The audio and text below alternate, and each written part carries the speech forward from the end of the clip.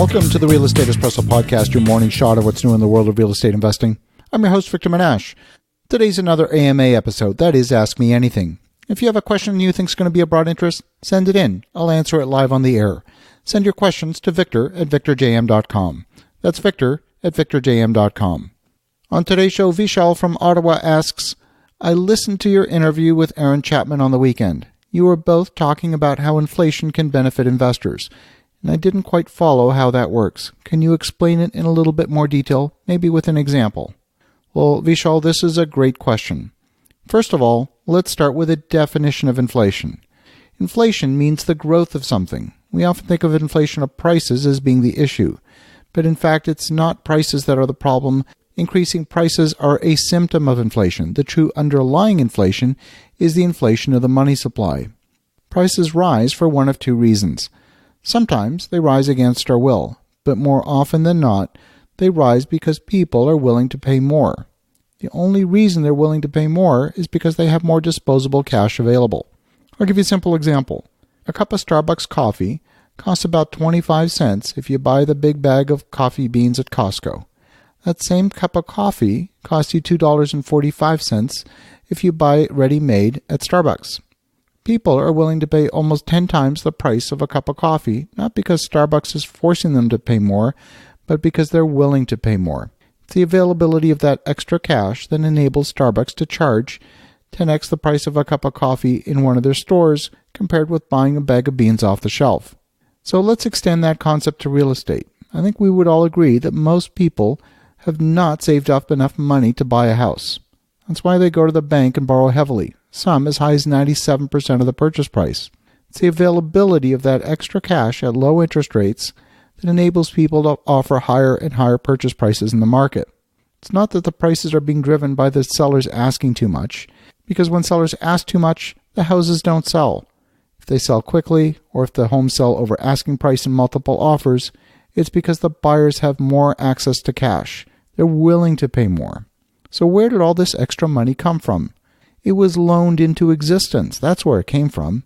And we think of central banks calling down to the printing presses in the basement and asking them to warm up the printing presses and make up some more $100 bills. That's not really how government prints money these days. It's simply the addition of a line item on a general ledger in the central bank's balance sheet. We could do an entire series of shows on the origin of money. That would take far more time than we have time for today. So we now know where money comes from and how it's actually the increase in the money supply that's the primary cause of inflation. So now let's look at how an investor can use the inflation of the money supply to their advantage. It's easiest to see if you make the inflation rate really big in our financial model. The effect is the same as if the inflation rate is lower. It just takes a lot longer to see the same results. So let's look at an example of a home that's purchased for $1 million. And let's say that the inflation rate is a bit higher than today, just to make the math easy. In our example, you're going to buy the home with conventional financing. You're going to put $200,000 in equity, and you're going to borrow $800,000 from the bank for a total of $1 million.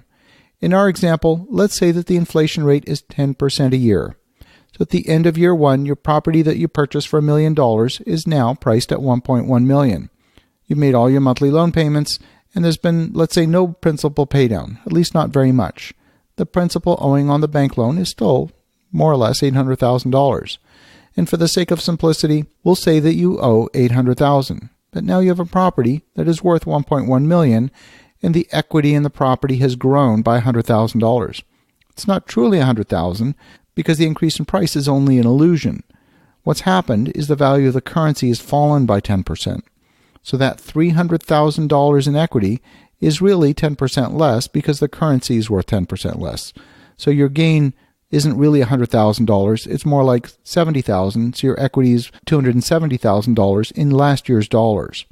Now, if you fast forward one more year, your property now would be worth $1.21 million at the end of year two, and your equity would have increased from $300,000 to $410,000. Again, that $410,000 measured in dollars from 2 years ago is more like $332,000.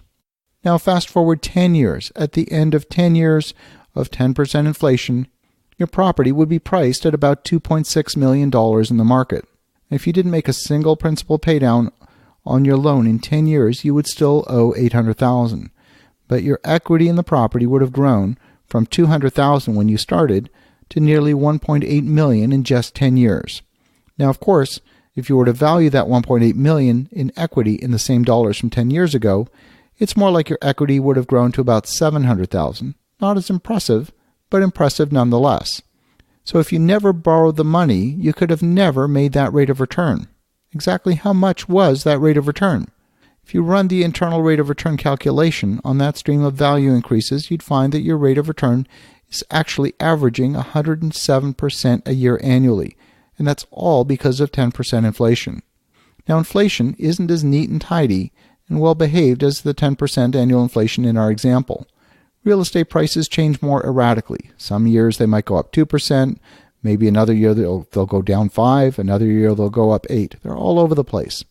The point of this exercise is to show you mathematically why you want to be using leverage in your investing and how inflation has the effect of benefiting the investor and not the bank.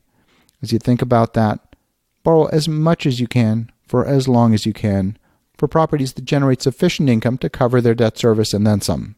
Have an awesome rest of your day. Go make some great things happen. I'll talk to you again tomorrow.